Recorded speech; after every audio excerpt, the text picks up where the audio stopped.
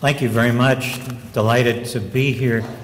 I know you had a number of speakers earlier today. Unfortunately, I was busy and couldn't hear them, so I hope I'm not too redundant. I always worry when I come to a conference and there have been previous speakers about redundancy. I remember years ago I was looking around, and at an occasion I was looking around when I gave a speech, and I wound up on this particular occasion fixated on a woman who was seated in the fourth row who was taking copious notes of everything I was saying.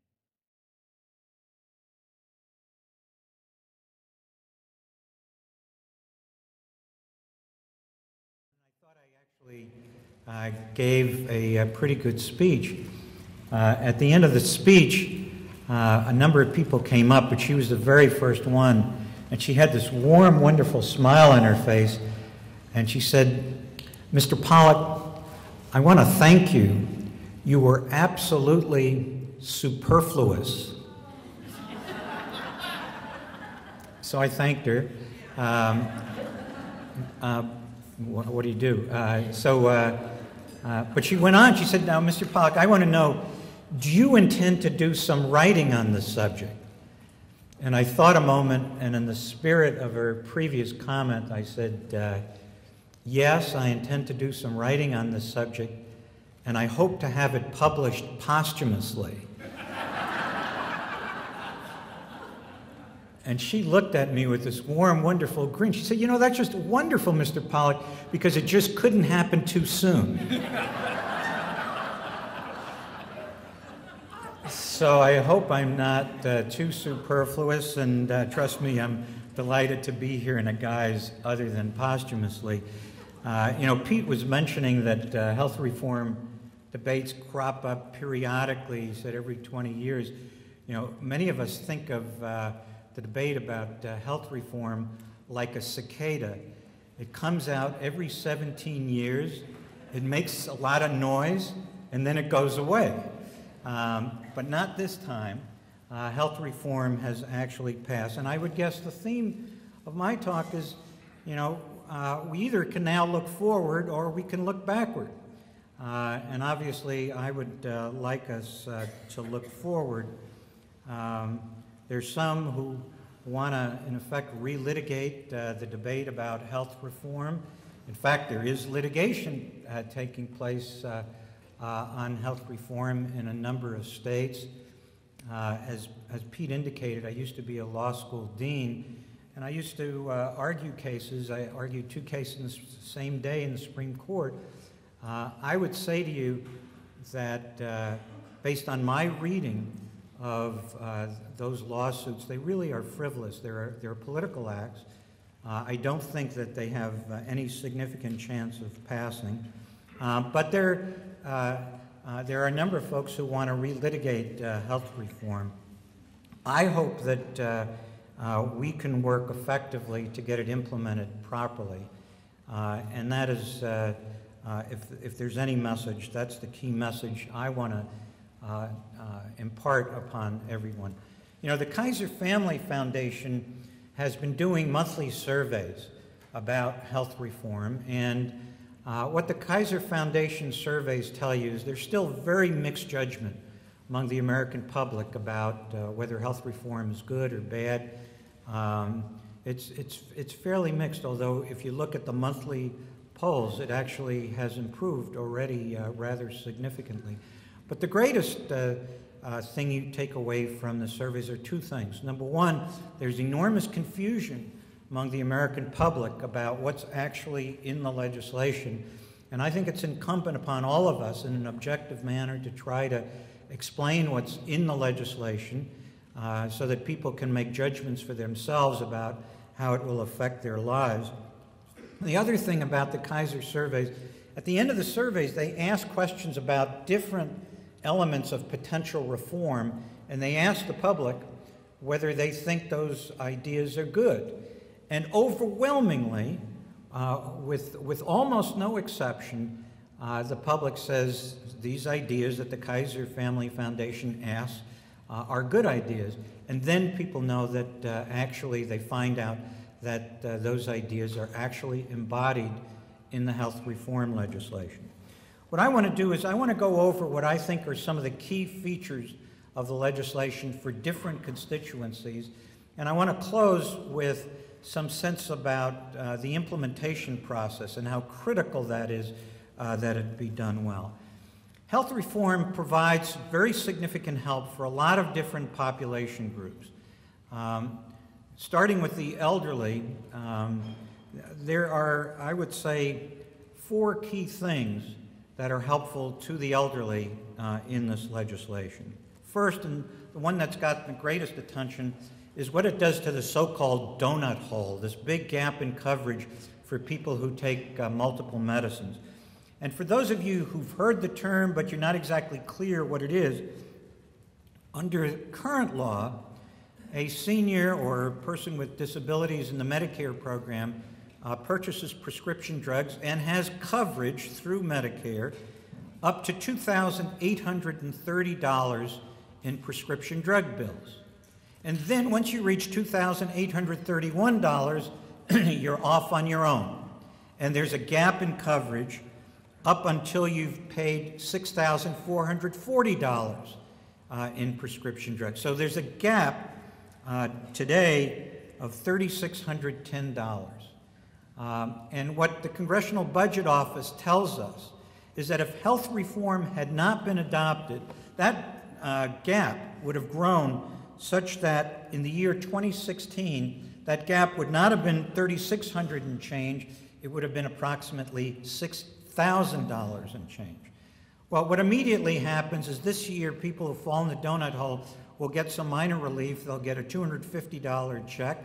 And next year, half of the cost of prescription drugs for people in the donut hole will be discounted, so they'll only pay 50% of those costs.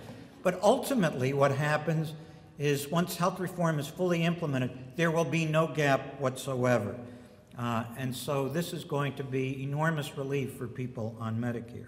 Secondly, Medicare patients will now get preventive care at no cost. They can get a yearly checkup, they can get various screenings, so that Medicare becomes more of a health care service rather than a sickness care service.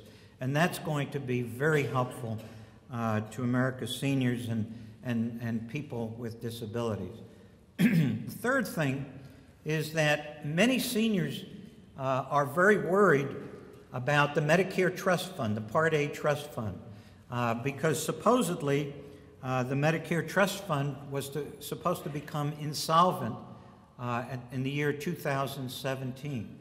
This legislation extends the solvency of the trust fund, according to the Congressional Budget Office, by another 12 years. And so it means that the trust fund is now solvent at least through 2019, which, I'm sorry, to 2029, which is a substantial improvement. And the last thing is that for people needing long-term care, long-term supports and services, right now, our system of providing care for people promotes institutionalization. We have a bias in terms of our payment system for institutionalization. Medicaid, which is the predominant source of payment for long-term care, has clearly had a bias towards payment for institutionalization. This legislation provides now new incentives so that people can get care in the home and in the community, which is where people would prefer to get their care. Now, there are significant changes with respect to insurance policy, and this is going to be particularly important for those people who've got pre-existing conditions or health problems. Here in Iowa, we released a report not too long ago that shows that there are approximately 596,000 Iowans under the age of 65 who had a diagnosed pre-existing condition. And mind you, this number is conservative because, as I said, it's a diagnosed pre-existing condition. There are a number of people who are uninsured or underinsured who don't have the resources to go to a physician, and so they may have a pre-existing condition, but it has not yet been diagnosed. This legislation is going to provide significant relief for people. It's going to mean that insurance companies, if they want to sell their product, they're going to have to take all comers. There's going to have to be guaranteed issue. You cannot deny coverage to someone due to a pre-existing condition. You can't charge a higher premium to somebody due to health status or gender. Right now, women get charged a higher amount of money in premiums than men, and some of my women friends tell me that they don't think being a woman is a pre-existing condition, and this law is going to make sure that's the case. It's going to stop rescission so that those people who have purchased coverage and paid their premiums periodically can't be thrown off their coverage when they get sick. And ultimately, there won't be any either lifetime caps or annual caps, so that somebody who gets sick and has a major illness, even though they have insurance, is subjected to the possibility of going bankrupt because they do not get payments for the services, the health services they've received. There's going to be some limitations in terms of what happens with respect to insurance premiums. I know that in the state did not apply for some of the additional resources, I'm sorry to say, so the Insurance Commission could have more resources available to check whether some of the proposed increases in premiums are unreasonable. And that's too bad. I've looked at what's happened to premiums here in Iowa. It's not a whole lot different than what you see around the country, but here specifically in Iowa, with respect to premiums for family coverage, in the last decade, from 2000 to 2009, premiums rose by 79.4%, while earnings rose only 24.5%. Another way of saying that is that premiums in Iowa for family coverage rose 3.2 times faster than earnings. And so obviously, premiums are taking a bigger and bigger bite out of family budgets.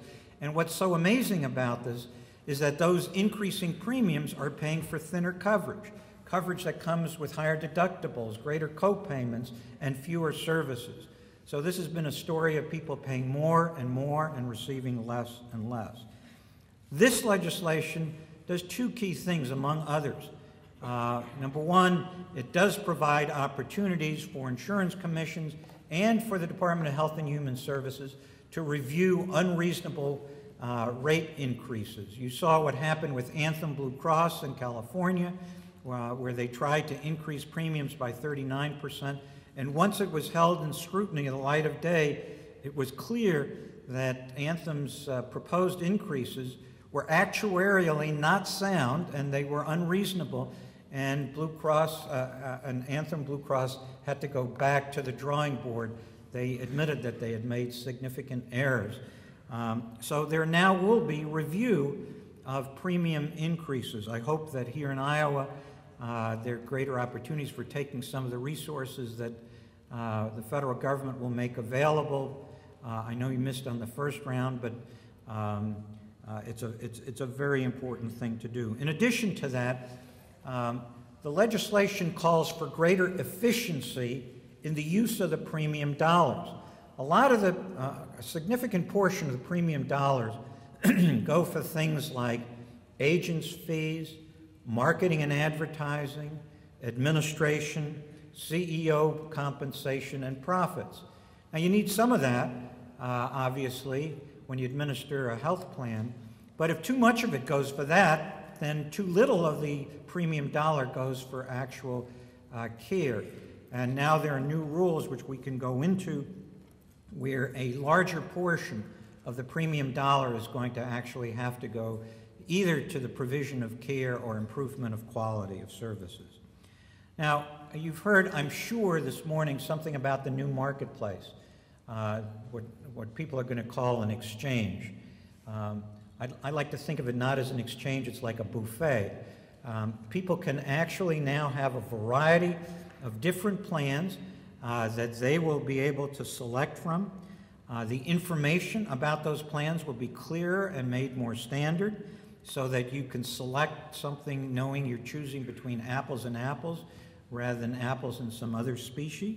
And of course, it's going to be very important that people gain the benefit of subsidies, tax credit subsidies that will be made available to people up to 400% of the federal poverty level, $88,200 in annual income for a family of four. And there are going to be limitations in out-of-pocket costs. There will be subsidies to make sure that people do not have a substantial portion of their income that they have to pay for health care services. It means that there will be peace of mind for the first time.